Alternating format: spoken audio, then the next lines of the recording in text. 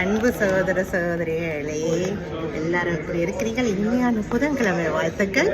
And இது உங்கள் செடாமஸ். இன்றைக்கு செல்ஃப் கேர் நாள், அதாவது என்னை நான் கவனிக்கும் மிக முக்கியமான நாட்களில் இதுவும் ஒன்று.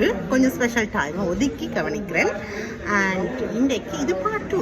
முதலாவது ஹேர் ஸ்டைல். இன்றைக்கு இது பார்ட் 2. நான் இங்கே சாய்வால் அந்த ரெஸ்டாரண்ட்டில் இருக்கிறேன்.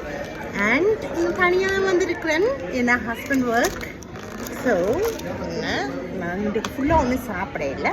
ஸோ இன்றைக்கு ஒரு பட்டர் சிக்கன் பவுல் மாதிரி ஒரு ஹெல்த்தி வேர்ஷனில் இங்கே செய்கிறாங்க. புதுசாக வந்திருக்குன்னு சொல்லியிருக்கிறாங்க அந்த சிஸ்டருக்கு. நாங்கள் அடிக்கடி இங்கே வரதால தெரியும். எனக்கு பிடிச்ச ஃபேவரட்டான இந்த இடத்தையும் அவங்க ஒதுக்கி தந்துருக்குறாங்க. க்ளீன் பண்ணி எல்லாம் டேபிளை விட்டாங்க. Thank you so much sister. பாருங்க, அழகான இடம் நான் உங்களுக்கு காட்டுறேன். என்னுடைய கணவர் மட்டும்தான் இதில் மிஸ்ஸிங். பட் அவரை இப்போ கூடிய சீக்கிரம் அவரை நான் பார்த்துடுவேன். ஸோ அது வரைக்கும் நான் கொஞ்சம் சாப்பிட்டு தெம்பை ஏற்றிட்டு அவரை கூட்டிகிட்டு வர்றதுக்கு ட்ரை பண்ணால் ஓகே. இது பாருங்க. ஸோ உங்களோட சேர்ந்து என்னுடைய சகோதரர்களை சாப்பிட்றேன். நீங்கள் எல்லோரும் சாப்பிட்டீங்களா? உங்களோட நாள் எப்படி போச்சு? ரிமெம்பர் பண்ணுங்கள், செல்ஃப் கேர் ரொம்ப ரொம்ப இம்பார்ட்டன்ட். உங்களை நீங்கள் கவனிக்கிறது ரொம்ப முக்கியம். அப்போ தான் உங்கள் குடும்ப நபர்களையும் மற்றவர்களையும் நீங்கள் கவனிக்க முடியும். இதை நான் கொஞ்சம் கொஞ்சமாக என்னுடைய வாழ்க்கையில் நான் கோஆப்ரேட் பண்ணுற ஒரு விஷயத்தில் இது உண்டு. நான் இதை செய்யும்போது என்னுடைய சகோதரர்களுக்கும் என்னுடைய ஹஸ்பண்டுக்கும் ரொம்ப பிடிக்கும். நான் இப்படி என்னை பார்த்துக்கிட்டேன்னா வருஷக்கணக்காக நான் மற்றவர்களாக வாழ்ந்த நான். ஆனால் இப்போ நான் கொஞ்சம் எனக்காக வாழ்கின்றேன். அது நல்லது தான். ஏன்னா அப்படி நான் இந்த எனர்ஜியை எடுத்துக்கொள்ளும் பொழுது என்னுடைய குடும்பத்தாருக்கு நான் இன்னும் டபுள் மடங்காக கொடுக்க முடியுது. அண்டு சந்தோஷமாக இருக்குது. என்னுடைய குடும்பத்தார் எல்லாரும் இதை பார்த்து சந்தோஷம் அடைகிறது, என்னுடைய சந்தோஷத்தை பார்த்து சந்தோஷம் அடைகிறது.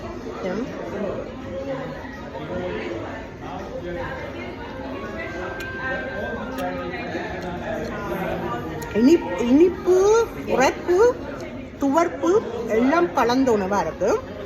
பட்டர் சிக்கன் சொல்கிறாங்க. நான் அது அப்படி பட்டர் சிக்கன் மாதிரி டேஸ்ட் பண்ணல. ஆனால் ஒரு ஹெல்த்தி வேர்ஷனாக இருக்குது. சும்மா கடையில் வாங்கி சாப்பிட்ற சாப்பாட்டுக்கு ஓகே. வீட்டில் சமைக்கிறது தான் பெஸ்ட். ஒரு கடையில் வாங்கி சாப்பிட்றதுக்கு ஒரு கொஞ்சம் வித்தியாசமாக இருக்குது. இன்னும் ஒன்று சொல்லணும்னு நினைச்சேன் நான். உங்களுடைய குடும்பத்தாரில் இப்போ நான் எக்ஸாம்பிள் சொல்கிறேன்.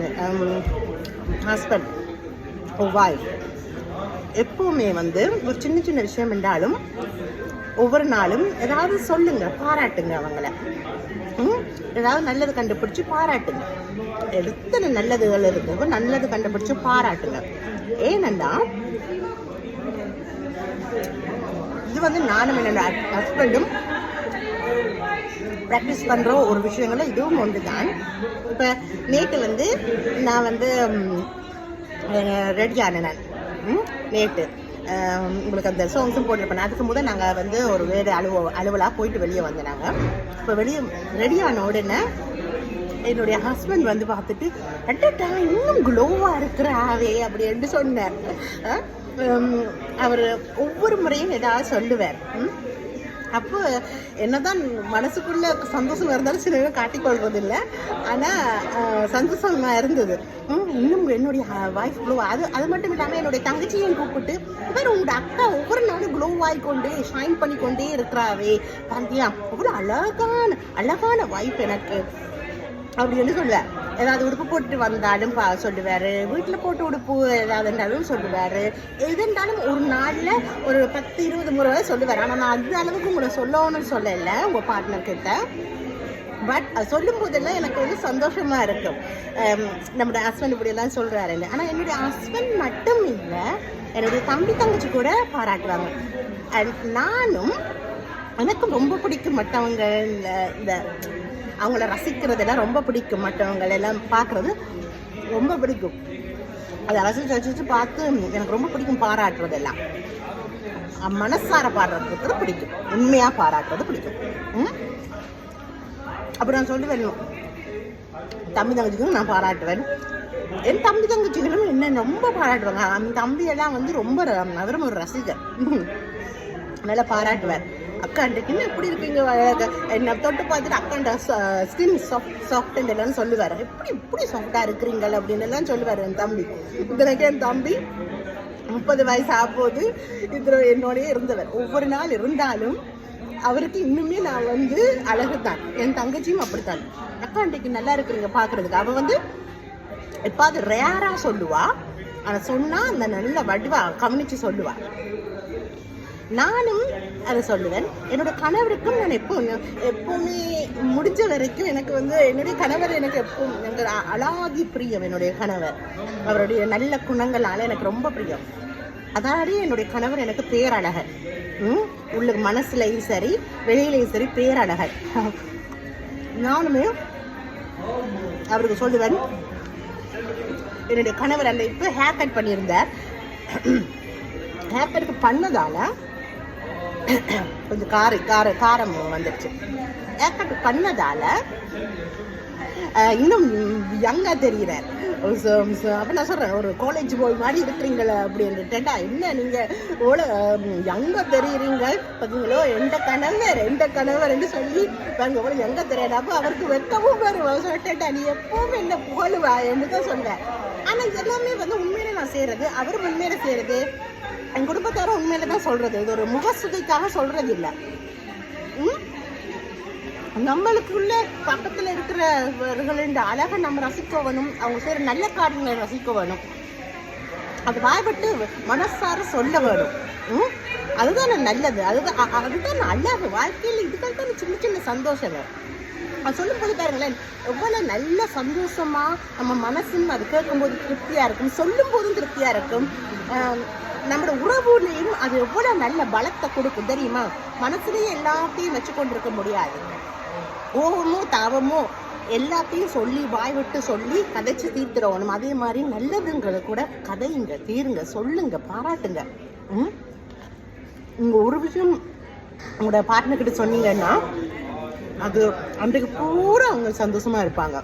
சொல்லி பாருங்களேன். பார்ட்னர் மட்டும் இல்லை, பிள்ளைகள் அம்மா அப்பா கிட்ட எந்த உறவு வேண்டாலும் சகோதரர்கிட்ட சொல்லுங்க. அது ஒரு பெரிய டிஃப்ரென்ஸ் மேக் பண்ணும். நல்லா இருக்கும். ஒரு விதமா அந்த உரைப்பு இனிப்பு எல்லாம் இருந்து நல்லா தான் இருக்கு. Not the best. ஆனா இப்ப பசியும் தானே, இந்த ஃபுல்லா சாப்பிடலாம், கொஞ்சம் ஓகேயா இருக்கு. எனக்கு பார்க்க கொஞ்சம் ஹெல்த்தியாகவும் இருக்கு. ஓகே, வீட்டில் போய் வடிவா சாப்பிடலாம். இப்போ சும்மா இந்த டைம்ல கொஞ்சம் லைட்டா சாப்பிடலாம். கொஞ்சம் ஹெவி அண்ட் லைட் ரெண்டும் கலந்த மாதிரி இருக்குது. ஓகே,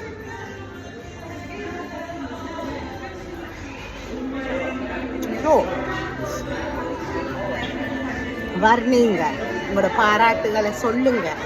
நல்ல ஒரு டிஃப்ரென்ஸ் மேக் பண்ணும். அண்ட் எனக்கு வந்து அந்த ஏக்கமே இருக்காது. என்னுடைய ஹஸ்பண்ட் என்ன ஒவ்வொரு முறையும் புகழும்போது, என்னுடைய தம்பி தங்கச்சி புகழும்போது எனக்குலாம் அந்த ஏக்கமே இருக்காது. எப்பவுமே ஏதாவது ஒன்று சொல்லுவாங்க. என்னுடைய ஹஸ்பண்ட் சொன்னது எனக்கு போன வீடியோ வர வர வர வர வர வர வர வர அவர் சொல்லுவாரு, என்ன ராணி ராணி ராணி வாரா அப்படின்னு தான் சொல்லுவாரு. கீழ் வாரா வார வர எந்த உலகத்தின் கீழ் வாரான்னு சொல்லுவாரு. அது சொல்லும் போது உள்ளுக்குள்ள எனக்கு வந்து ஆசையா சந்தோஷமா இருக்கும். அவ்வளவு போதும். அப்புறம் இந்த வெளியில எல்லாம் நம்மளை பாராட்டோடும், நம்மளை இது பண்ணணும் அந்த எதிர்பார்ப்பு இருக்காது. இந்த வீட்டில் அதெல்லாம் கிடைச்சிடுச்சு. குடும்பத்தில் ஹஸ்பண்ட் கிட்ட கிடைக்குது, சகோதரர்கிட்ட கிடைக்குது. அதனால வந்து எனக்கு அந்த ஏக்கமே இருக்கிறது இல்லை. என்னை வந்து அப்படி ராணி மாதிரி வச்சிருக்காங்க தானே, அப்போ அந்த ஏக்கங்கள் இருக்கிறது இல்லை. ஒவ்வொருத்தரையும் ராணி மாதிரியும் ராஜா மாதிரியும் வச்சுக்கொண்டு உங்களோட குடும்பத்தார, ரொம்ப முக்கியம் அது. அப்ப வெளியே அந்த ஏக்கமே வராது. இது உண்மை. என்னுடைய ஹஸ்பண்டையும் நான் ரொம்ப செல்லமா எல்லாம் சொல்லுவேன். அது வந்து எனக்கு ரொம்ப பிடிக்கும். அவரை வர்ணிக்கிறது சொல்றது எல்லாம் நான் ரொம்ப ரசிப்பேன். என் தம்பி தங்கச்சியிலே ரொம்ப ரசிப்பேன். வாழ்க்கையில எல்லா விஷயத்தையும் ரசிப்போம், அனுபவிப்போம். ஏன்னா இது எல்லாத்தையும் நாம் ஒரு காலத்தில் மிஸ் பண்ணக்கூடாது பாருங்க. இந்தந்த நேரம் ஒவ்வொரு பருவங்கள் இருக்குது. ஒவ்வொரு பருவங்களையும் நாங்கள் மிஸ் பண்ணக்கூடாது. இப்போ என்னோட சகோதரர்கள் ஒவ்வொரு பருவங்களையும் நான் தாண்டி தான் வரேன். அவ்வளோ பருவத்துலேயும் எனக்கு நிறைய மெமோரிஸை நான் கலெக்ட் பண்ணி வச்சுருக்கேன் அவங்களோட. இப்போ என்னுடைய ஹஸ்பண்ட் அவர் என் வாழ்க்கையில் வந்ததுலேருந்து வருஷக்கணக்காக இப்போ அவரோட மெமரிஸ் கலெக்ட் பண்ணுறேன். காலம் பூரா இப்படி நான் மெமரிஸ் கலெக்ட் பண்ணுறது தான் நான் கொண்டு போகக்கூடிய ஒரு மன திருப்தி என்னுடைய இறுதி நாட்களே. ஸோ அந்த மன திருப்தி உங்களுக்கும் இருக்க வேணும். அதுதான் சொல்கிறேன். என்னுடைய வாழ்க்கையை நான் தம்பட்ட முட்டு காட்டவில்லை. எத்தனையோ முறை சொல்லியிருக்கிறேன், காட்டவே இல்லை. ஆனால் என்னுடைய வாழ்க்கையில் நான் கடைப்பிடிக்கும் கொள்கைகள், என்னுடைய கணவர் கடைப்பிடிக்கும் கொள்கைகள், என்னுடைய சகோதரர்கள் கடைப்பிடிக்கும் கொள்கைகள், அதை உங்களோட ஷேர் பண்ணிக்கிறேன். உங்ககிட்ட இருந்தும் கற்றுக்கிறேன். உங்களோட அளவில்லாம் அன்பு கற்றுக்கிறேன். இன்னும் கற்றுக்கிறேன். உங்களோட ஓப்பன் மைண்ட்னஸை கற்றுக்கிறேன். உங்களோட கமெண்ட்ஸ் மூலமாக வர அன்பான வார்த்தைகளை கற்றுக்கிறேன். எவ்வளோ ஓப்பன் மைண்டாக இருக்கிறீங்க நீங்கள்.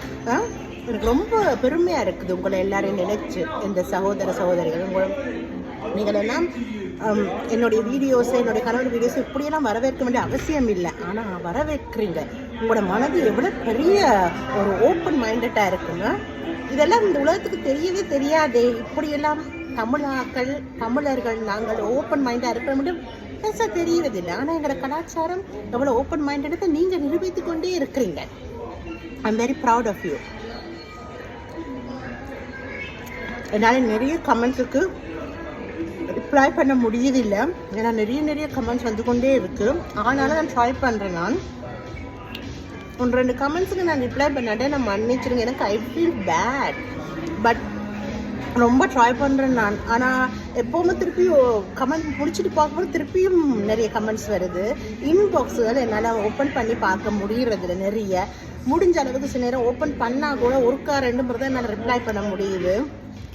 அது கொஞ்சம் கஷ்டம்தான், மன்னிச்சிடுங்க. வேணுமென்னு செய்யலை. கமெண்ட்டும் ஒர்க் எல்லாம் இருக்கிறதால ரொம்ப கஷ்டமாக இருக்கும். நடுவில் தான் நான் சேரேன். அந்த உங்களோட அன்பான கமெண்ட்ஸை பார்த்துட்டு மனசு வரவே வராது கொண்டு எழுதாமல் விடுறதுக்கு. என் கணவர் கூட சொல்லுவார், இவ்வளோ சின்ன ஒரு 10 நிமிஷம் இருந்தால் அதுலேயும் கமெண்ட் ரிப்ளை பண்ணுறியே, கொஞ்சம் ரெஸ்ட் எடுன்னு. நான் சொல்வேன், எங்களுக்காக நீங்கள் அப்படி எங்களுக்காக பார்த்து எங்களுக்காக கமெண்ட் பண்ணுற நெஞ்சங்கள் ஆச்சு. அது எனக்கு மனசு கேட்குது இல்லைங்க. அவரும் அதை புரிந்து கொள்கிறாரு. ஆனால் அவருடைய வைஃபு கொஞ்சம் ரெஸ்ட் இருக்கணும் ஆசை இருக்க தானே செய்யும். அதுதான் அவர் அக்கறையில் சொல்கிறாரு. ஆனால் அவர் அதை புரிந்து கொண்டு எனக்கு எப்போவுமே எங்களோட டைமில் கூட அவர் எனக்கு அதை விடுவார். கமெண்ட்டுக்கு அவர் சொல்லுவார், சரி கமெண்ட் எழுதிட்டு வா அப்படின்னு சொல்லுவார். Okay my lovely. இன்றைக்கு நல்ல வெயில், நீங்கள் பார்த்தீங்கன்னா தெரியுது. நான் நல்லா வேர்த்து கொண்டு இருக்கிறேன். அந்த அளவுக்கு யூகேல நல்ல வெயில். இன்னொரு கொஞ்சம் சாப்பிட்டு முடிச்சிடுவேன். என்னோட சேர்ந்து சாப்பிட்டதுக்கு நன்றி. என்னோட சேர்ந்து என்னுடைய கருத்துக்களை கேட்கறதுக்கு ரொம்ப நன்றி. Let's have a wonderful Wednesday again and take care of yourself, my loves. Thank you. And போகிறதுக்கு முதல் செல்ஃப் கேர் அண்ட் இன்றைக்கு நீங்கள் யாருக்காவது சொல்லுங்கள் ஒரு நல்ல விஷயம் அவங்கள பற்றி சொல்லிடுங்க. உங்களோட வீட்டில் உங்கள் குடும்பத்தில் அவங்க பாருங்கள் எவ்வளோ சந்தோஷப்படுவாங்க. அது உங்களுக்கு எதிரொலிக்கும். ஓகே, பாய்.